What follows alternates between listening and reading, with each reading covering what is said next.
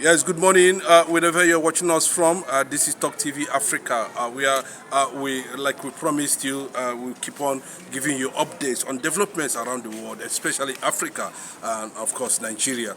We are reporting from the Center of Excellence. Before we go back to newspaper review on.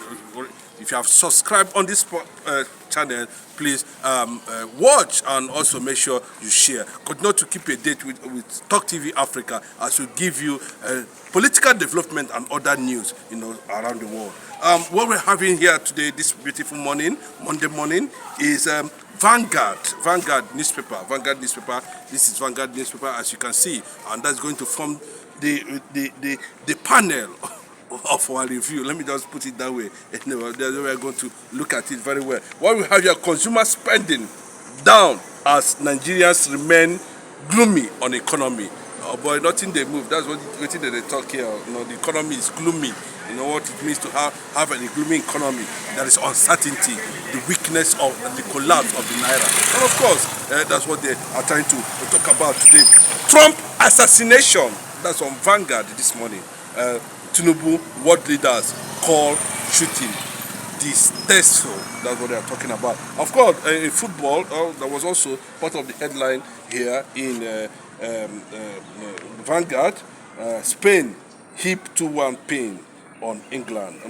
That is quite interesting there. There's some more agreement. Make man they marry woman. See, this is not. This is purely a street affair. We are not here to blow the kind of grammar. They blow government-sponsored grammar on TV stations. No, we'll do it live here. We tell you the reality on ground. Then we have some more agreement that make man they marry woman. Nigerians are reacting to a publication on that, talking about government is not happy with what they reported on Daily Trust. NBA give IG 7 days to stop CMR certificate issuance. UK dismisses P&ID appeal, opposed 43 million award in favor of Nigeria. Those words does not matter to us now, currently now. We are not going to look into the inside because of our time. We are dying. Nigerians in Libya cry out over rising torture, xenophobia, abuse. Libyan operatives neutralizes migrants at borders as federal government moves to repatriate Nigerians. Others. How male Libyans sexually abuse our women in public. Nigerians. NICOM, that's NIDCOM, keeps mum. Our government not culpable in killings, human rights abuses, says North African country. They are trying to deny that anyway. Nigerians lament as uncomplimentary fiscal monetary policies rattle economy. Buhari left Nigeria in the hands of terrorists and bandits. That's talking about Shehu Sani. NNPC reduces stake in Dangote's refinery from 20% to 7.2%. That's talking about Dangote there. Dangote making that comment anyway. The anger as state governors waste taxpayers' money on airports without economic value. That is the essence of our gathering here this morning. Wherever you are watching us from, any part of the world where you are, please keep a date with this platform where we continue to bring you reviews on political happenings in Africa. We are going to pick what Shehu Sani is saying here, on the point, Nigeria. Buhari left Nigeria in the hands of terrorists and bandits. So who are the terrorists? Who are the bandits?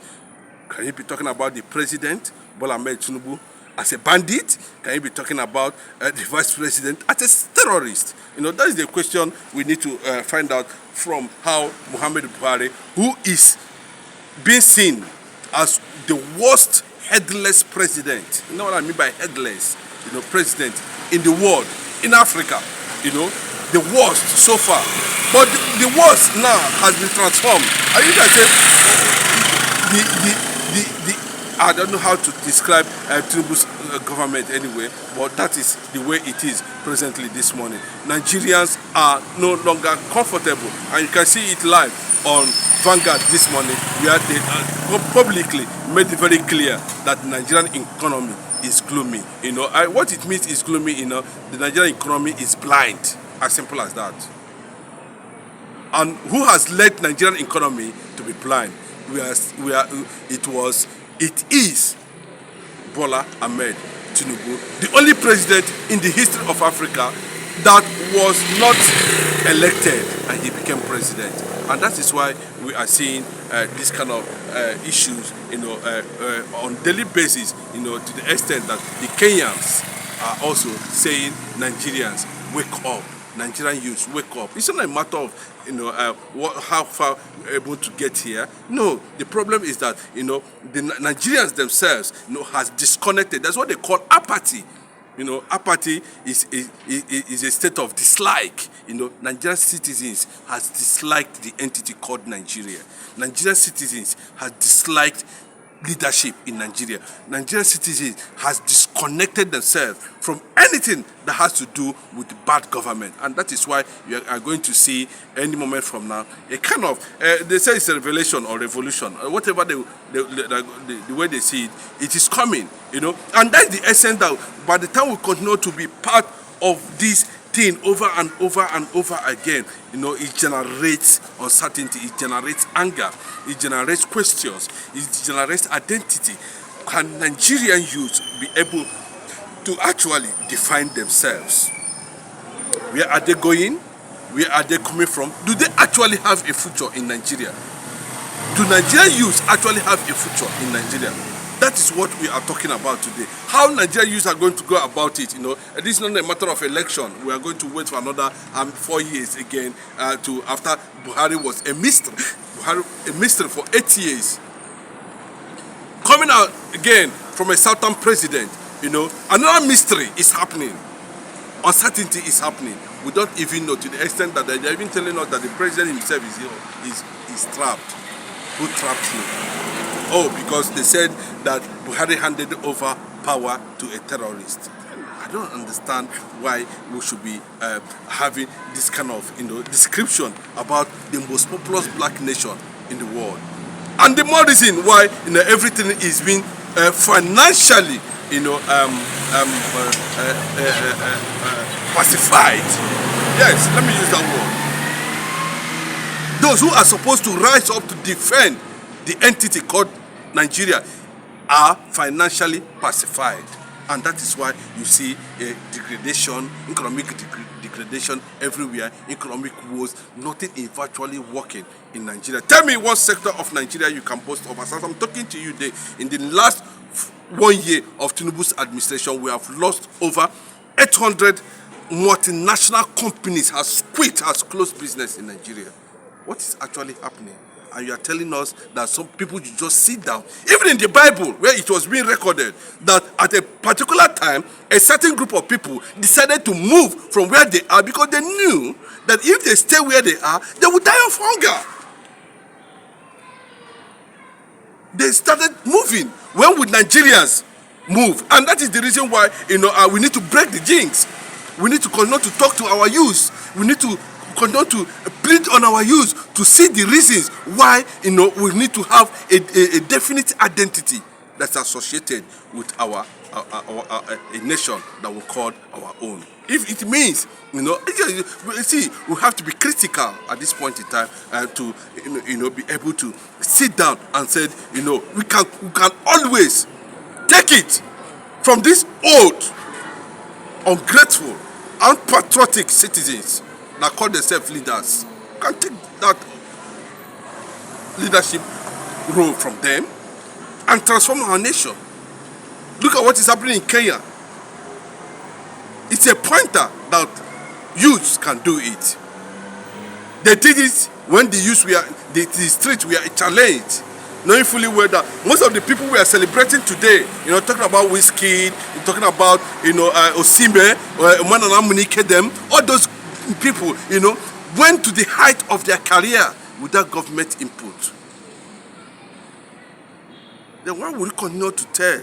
Because of let's leave ethnicity, let's leave bigotry, let's leave nepotism, let's leave you come from here or you come from where.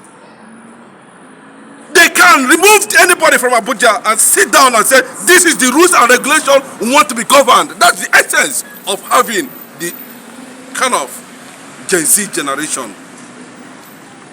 Our forefathers did not have access to what we are having, the kind of technology we are having today. And why can't we make use of it positively, to advance, the cause of our unborn children, the cause of the generation that are coming? There is massive resistance of Nigerian identity by Nigerians, and it is not a welcome development. Thank you for watching this live program today, coming on being part of us. I continue to share this video, continue to celebrate us, continue to let people understand that we are not here, to favor anybody. We are not here to favor any region, We are not here to favor anybody, irrespective of where you come from. This is Africa. It belongs to the black man, and the black man must always discover themselves, and that is the essence of broadcasting to you, everybody around the world, that Africa needs to wake up. And let me just take a quote from Donald Trump, that Africa has what it takes to be Africa. And why is it that Africa has never been Africa? You see Mali, you see Senegal, you see Niger. They're saying they're not going to be part of AU again. They're not going to be part of ECOWAS. What does that mean? Look at those leaders in those respective countries like Burkina Faso. They have come to realize, as young they are, the Nigerian military are not even helping matters. Because, it looks like, the consciousness of Nigerian youth, the discipline that's been celebrated as military, the respect, has been bastardized politically. And that is why you see that the military are even watching their own citizens, eat dust. And you said the youth should not rise. Not only in Nigeria, but in Africa. Thank you, and keep a date with Talk TV Africa. God bless you.